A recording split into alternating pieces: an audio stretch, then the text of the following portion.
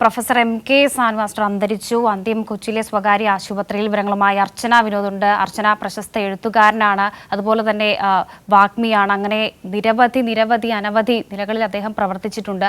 അപ്രതീക്ഷിതമായുണ്ടായ വിയോഗമാണ്. എപ്പോഴായിരുന്നു അദ്ദേഹത്തിന് അന്ത്യം സംഭവിച്ചത്? എങ്ങനെയാണ് വിവരങ്ങൾ?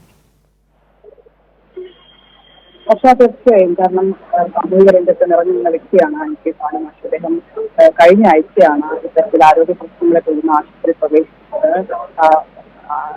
വീട്ടിലെ ബാത്റൂമിൽ വീണതിനെ തുടർന്ന് ഗുരുതരമായി ആരോഗ്യ പ്രശ്നങ്ങൾ ഉണ്ടായിരുന്നു. തുടർന്ന് ശസ്ത്രക്രിയ അടക്കം നടത്തി. തുടർന്ന് അടക്കത്തിൽ പൊട്ടുണ്ടായതിനെ തുടർന്ന് ശസ്ത്രക്രിയ നടത്തി. തുടർന്ന് ന്യൂമോണിയയും പ്രമേഹവും എല്ലാം അധികമാവുകയായിരുന്നു. തുടർന്ന് തീവ്രപരിചരണ വിഭാഗത്തിൽ ചികിത്സയായിരുന്നു കഴിഞ്ഞ 2 ദിവസമായി. അപ്പോഴാണ് അദ്ദേഹത്തിന്റെ അന്ത്യം സംഭവിക്കുന്നത്. കൊച്ചിയിലെ സ്വകാര്യ ആശുപത്രിയിലാണ് അദ്ദേഹത്തിന്റെ അന്ത്യം. 98 വയസ്സാണ്.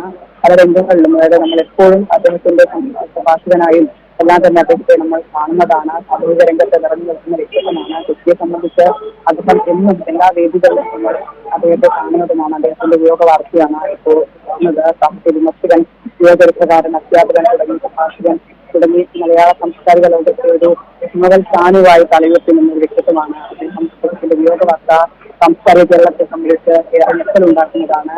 കഴിഞ്ഞ 20 ദിവസമായി അദ്ദേഹത്തിന് ആരോഗ്യ പ്രശ്നങ്ങൾ ഉണ്ടായിരുന്നു. ഈ ശസ്ത്രക്രിയയെ തുടർന്ന് ശ്വാസതടസ്സം, ന്യൂമോണിയ അടക്കം ബാധിക്കുകയും അത് തീവ്രമായി ആരോഗ്യത്തെ ബാധിക്കുകയും ചെയ്തിരുന്നു. അങ്ങനെയാണ് അദ്ദേഹത്തിന്റെ മരണം സംഭവിക്കുന്നത്. 4 വർഷത്തോളം അദ്ദേഹം സ്കൂൾ അധ്യാപകനായി, പിന്നീട് വിവിധ ഗവൺമെന്റ് കോളേജുകളിൽ അധ്യാപക വൃത്തിയിലേർപ്പെട്ടു.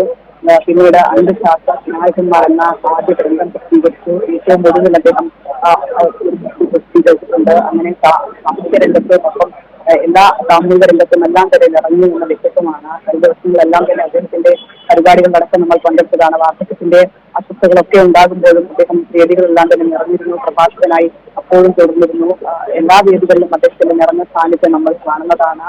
അങ്ങനെ കൊച്ചിയെ സംബന്ധിച്ച് എറണാകുളത്തെ സംബന്ധിച്ച് എല്ലാ വേദികളിലും അദ്ദേഹം ഉണ്ടാകുകയും ചെയ്യുന്നതാണ്. അതിന്റെ ഈ വിയോഗം വളരെ ഞെട്ടിക്കുന്നതാണ്.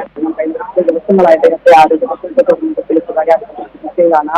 ഇപ്പോൾ ഇന്ന് 5 ശേഷമാണ് അദ്ദേഹത്തിന്റെ വിയോഗ വാർത്ത ഇപ്പോൾ അറിയിക്കുകയും ചെയ്തത്. കഴിഞ്ഞ ദിവസം മെഡിക്കൽ ബുള്ളറ്റിൻ അദ്ദേഹത്തിന്റെ ആരോഗ്യസ്ഥിതി കഴിയുകയാണെന്ന് അറിയിച്ചിരുന്നു. ഇപ്പോൾ അദ്ദേഹത്തിന്റെ മരണം സംഭവിച്ചതെന്നാണ്. തീർച്ചയായും അതാണ് അർച്ചന. അദ്ദേഹത്തിന്റെ ഒരു ജീവിതരേഖയൊക്കെ നമ്മൾ പരിശോധിക്കുകയാണെങ്കിൽ അതീവ സമ്പന്നമായ ഒരു കൂട്ടുകുടുംബത്തിലാണ് അദ്ദേഹം ജനിക്കുന്നത്. പിന്നീട് അദ്ദേഹത്തിന്റെ അച്ഛൻ അകാലത്തിൽ മരിച്ചതോടെ ദാരിദ്ര്യത്തിന്റെയും നിസ്സഹായതയുടെയും ഒക്കെ നിഴലിലായ ഒരു ചരിത്രമൊക്കെ ഉണ്ട്. പക്ഷേ അവിടെ നിന്നും ഏറ്റവും മനോഹരമായ ചില സാഹിത്യ രചനകളിലൂടെ ഏറ്റവും നല്ല സാഹിത്യ വിമർശകനായി, ഒരു വാഗ്മിയായൊക്കെ അദ്ദേഹം ഉയർന്നു വന്നിട്ടുണ്ട്. അതൊക്കെ ഈ ഘട്ടത്തിൽ നമ്മൾ ഓർത്തെടുക്കേണ്ടതുണ്ടല്ലേ? തീർച്ചയായും അത് തന്നെയാണ്. അധ്യാപകനായിട്ടാണ് അദ്ദേഹം തുടങ്ങുന്നത്. അതിനുശേഷം പ്രഭാഷകനായി, സാഹിത്യകാരനായി എല്ലാം തന്നെ നമ്മൾ കണ്ടതാണ്.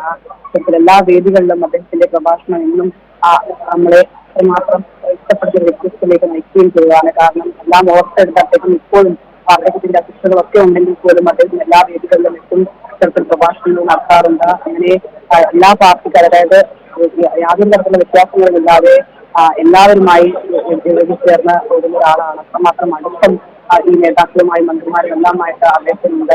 ഇടത് വേദികളെല്ലാം തന്നെ അദ്ദേഹത്തിന്റെ ഇപ്പം നമ്മളെന്നും കാണുന്നതാണ്. അദ്ദേഹം നിറഞ്ഞു നിൽക്കുന്ന അധ്യാപനത്തിലൂടെ തുടങ്ങിയപ്പോൾ വാഗ്മി, എഴുത്തുകാരൻ, ചിന്തകൻ തുടങ്ങി എല്ലാ നിലകളിലും അദ്ദേഹം പ്രശസ്തനാണ്. അദ്ദേഹത്തിന്റെ ജീവിതരേഖ പരിശോധിക്കുമ്പോൾ തന്നെ നമുക്കത് വ്യക്തമാവുകയും ചെയ്യും.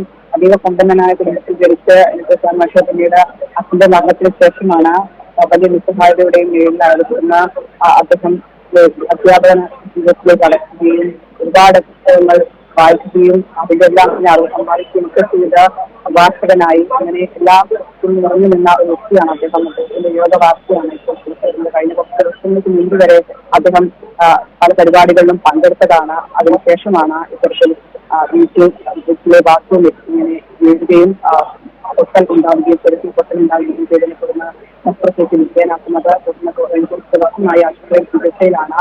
ശസ്ത്രക്രിയ കഴിഞ്ഞ ദിവസം അദ്ദേഹത്തെ ആശുപത്രിയിലേക്ക് മുറിയിലേക്ക് മാറ്റിയിരുന്നു. അപ്പോൾ യാതൊരു പ്രശ്നങ്ങളും ഉണ്ടായിരുന്നില്ല. പിന്നീട് ഇത്തരത്തിൽ ന്യൂമോണിയ ബാധിക്കുകയും ശ്വാസതടസ്സം അനുഭവപ്പെടുകയുമായിരുന്നു. അത് തീവ്രമായതോടുകൂടി ഐസിയുവിലേക്ക് മാറ്റുകയും ചെയ്തിരുന്നു. കഴിഞ്ഞ 2 ദിവസമായി തീവ്രപരിചരണ വിഭാഗത്തിൽ സ്വകാര്യ ആശുപത്രിയിൽ കഴിയുന്നതിനിടെയാണ് ഇന്ന് മരണം. 98 വയസ്സായിരുന്നു. എന്തായാലും സാംസ്കാരിക കേരളത്തെ സംബന്ധിച്ച് അദ്ദേഹത്തിന്റെ വിയോഗം വലിയ വിടവ് തന്നെയാണ്. കാരണം അത്രമാത്രം സമൂഹത്തിന് അദ്ദേഹത്തിന്റെ സംഭാവന അദ്ദേഹം എന്നും നൽകിയിട്ടുള്ളതാണ്. പ്രഭാഷകനായും എഴുത്തുകാരനും ഒക്കെയായി അദ്ദേഹം നിറഞ്ഞു നിൽക്കുന്നത് നമ്മൾ കാണുകയും ചെയ്യുന്നത്. അങ്ങനെ ഒരു വ്യക്തിത്വത്തെയാണ് ഇത് നഷ്ടമാകുന്നത്. എന്തായാലും തീരാ ദുഃഖം തന്നെയാണ് അദ്ദേഹത്തിന്റെ വാർത്തയിൽ. കാരണം അത്രമാത്രം ആളുകളുമായി ആത്മബന്ധം പുലർത്തിയിരുന്ന ആളുകളാണ്. മാത്രമല്ല എറണാകുളത്ത് തെരഞ്ഞെടുപ്പിലടക്കം ഇടത് സ്വതന്ത്രനായ അദ്ദേഹം മത്സരിച്ച ചരിത്രമടക്കമുണ്ട്. അങ്ങനെ വലിയ രീതിയിൽ, അതായത് എറണാകുളവുമായി ബന്ധപ്പെട്ടും അതിന് പുറത്തുമെല്ലാം തന്നെ ആത്മബന്ധവും സൗഹൃദവും ഒപ്പം എല്ലാ നേതാക്കളുമായെല്ലാം തന്നെ അദ്ദേഹത്തിന് പരിചയമുള്ളതാണ്. അങ്ങനെ പാർട്ടിഭേദമന്യേ അല്ലെങ്കിൽ എല്ലാ ആളുകളുമായി ചേർന്ന് മുന്നോട്ട് പോകുന്ന ഒരു വ്യക്തിത്വമാണ് അദ്ദേഹത്തിന്റെ വിയോഗ വാർത്ത എത്തിയുണ്ടാക്കുന്നതാണ്. എന്തായാലും സർക്കാർ കേരളത്തെ സംബന്ധിച്ച വലിയ നഷ്ടം തന്നെയാണ് അദ്ദേഹത്തിന്റെ വിയോഗ വാർത്തയിലൂടെ.